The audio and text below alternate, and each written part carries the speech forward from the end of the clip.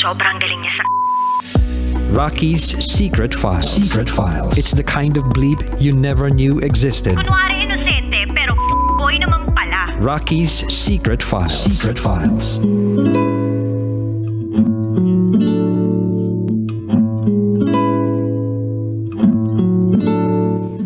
And we're back.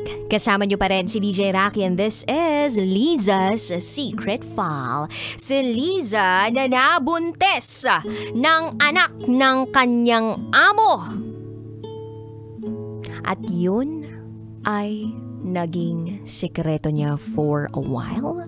Nagkaroon siya ng relasyon sa anak ng kanyang amo at yun din ang naging dahilan kung bakit siya naka-move on sa pagtataksil ng kanyang asawa / kinakasama sa Pilipinas. But then again, umuwi na siya ng Pinas. At pagka-uwi niya ng Pinas, sinubukan pang ayusin yung relasyon nilang dalawa ng kanyang kinakasama o asawa dahil nga sa kanilang relihiyon, okay lang naman na magkaroon ng maraming asawa, yung lalaki. So, sinubukan ayusin pero hindi alam na buntis siya dun sa anak ng amo. So, hanggang sa pinagtapat na. Tapos nung malaman, gumetching na rin yung kinakasama o yung asawa. Tapos pinagpatuloy niya ang kanyang buhay. Not to mention na sinubukan niyang ipalaglag yung bata. Pero nabuhay yung bata and it's a miracle na ang dami niyang ginawang paraan para mawala yung bata sa sinapupunan niya. But then again, buhay, alive na alive, walang diferensya yung bata. And right now, masaya siya sa buhay niya, meron na siyang asawa, and malaki na yung bata. So pakinggan natin yung mga kabisyo natin nag-share ng kanilang mga thoughts, comments, suggestions, and violent reactions. Ito pong sabi ni Fave Guerrero. Magandang hapon DJ Rocky at sa lahat ng mga listeners nyo. Ang masasabi ko lang kay Lisa na letter sender, tatagan niya lang yung loob niya, dasal lang. Malay mo sa bagong asawa niya magkaroon na sila ng anak. Magantay lang siya, dasal at tiwala lang. Sa nangyari sa kanya, lesson learned to sa lahat ng mga kababaihan sa nag-a-abroad. Iwasan kasi ang paglalandi para hindi tayo madisgrasya. Tayo rin kasi ang gumagawa ng ikakapahamak natin. Kaya napapahamak tayo. Magandang hapon. Thank you so much, Fave Marshall Guerrero. Tayo rin kasi ang gumagawa ng mga pagkakamali sa buhay natin. Tayo ang may desisyon or choice para mapunta tayo sa isang sitwasyon. Choice natin yun. Pero hindi kasi sa lahat ng pagkakataon nagiging choice natin eh. Especially kapag yung isang tao napunta talaga siya sa ibang bansa. Minsan darating ka talaga sa punto na wala kang malapitan, wala kang mapuntahan. Sarili mo lang yung tanging kakampi mo sa ibang bansa. And you have really no choice but to follow kung sino man yung mas powerful na nandoon. Di ba namasukan siya? Tapos kinumpis ka yung cellphone niya. Tapos dito natin marirealize yung play of power, how hopeless these people are kapag nasa ibang bansa. At ginagawa lahat ng ito dahil sa pagmamahal sa pamilya, dahil gustong magkaroon ng pera pa. Na kung po pwede sana nasa Pilipinas lang yung oportunidad, hindi ganun ang buhay. But she went through those things and became triumphant. Taray, nag-English ng ganun. Napagtagumpayan naman niya. And I think we shouldn't victim blame here. Kasi at some point, yes, una, hindi niya ginusto, pero ginusto na rin niya. Nakatulong naman sa kanya yun at wala naman siyang pinagsisisihan doon. Kaya lang, ang problem lang, hindi siya pinanagutan nung anak ng amo, hindi naniwala sa kanya. So, wala na naman siyang choice, kundi pagpatuloy lang yung buhay niya. So, I think the lesson here is that huwag na lang mga ibang bansa. Charot! Charot!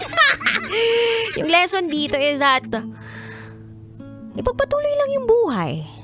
Ang dami mang bagay na hindi mo makontrol sa buhay mo.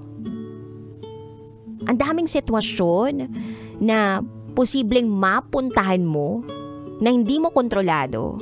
But what you can control is how you respond to situations or certain things. So, dun ka lang magduel. palaban si ate mong girl. Ito naman sabi ni Danilo de la Cruz. Salute to all OFW. Your sacrifices may not be seen or appreciated by everyone, but you do it for your families. And yun ang nagmamatter. Although life doesn't always go smoothly according to our plan, but that's okay. You can always choose to face whatever life throws at you, and no matter what you are facing in life, keep moving forward. Be strong for your family and your child. Nothing is easy, but it's how you handle things with all the love and support from people around you. You can do anything. Marvelous Monday. Shout out to you, JAG. Keep smiling. Love the temples. Thank you, Danilo R. de la Cruz. Ito naman sabi ni Chris Moraga. Hi, DJ Rocky! Hello! Good afternoon, guys. Hello. Para sa ating letter sender na si Lisa, bilib ako sa'yo kasi pinakita mo yung katapangan mo bilang ina upang taguyod ang anak mo. Yan. So, hindi ka nagpatalo. Kumbaga, ginawa mo yung way na tingin mo makakatulong sa'yo upang mabuo yung sarili mo ulit sa kabila ng mga pagsubok mo. Umiyak ka, tumawa ka, lumaban ka, di ka sumuko. Yan dapat ang tularan ng mga taong nawawala ng pag-asa. Ikaw, mahirap na yung sitwasyon mo, and I think may mga kagaya mo rin na ganyan din ang sitwasyon, naway magsilbi kang kanilang mga inspirasyon, lalo na sa mga OFW natin na nasa ibang bansa. So happy na maayos na yung sitwasyon mo pa rin at meron ka ng partner dyan sa Kuwait, and I think natuto ko na sa mga pagkakamali na nagawa mo dati, and still mag-pray ka pa rin and be blessed kasi until now binibless ka pa rin ni Lord. Imagine mo, nakabalik ka ulit upang makapagtrabaho sa ibang bansa at makakuha ka ng partner mo na sana matinuna. And that's it. Thank you, DJ Rocky. More power. God bless. Bye. Thank you so much, Chris Moraga. Talagang epitome of katapangan ang mga OFW. Ito naman sabi ni Sarah Lee Libiano. Napaka-strong ni Sender, at least she chose to move on and continue her life kasama ang kanyang anak. Blessed pa rin siya dahil sa pagkakaalam ko sa religion nila ay malaking kasalanan ng mabuntis sa mga dalaga.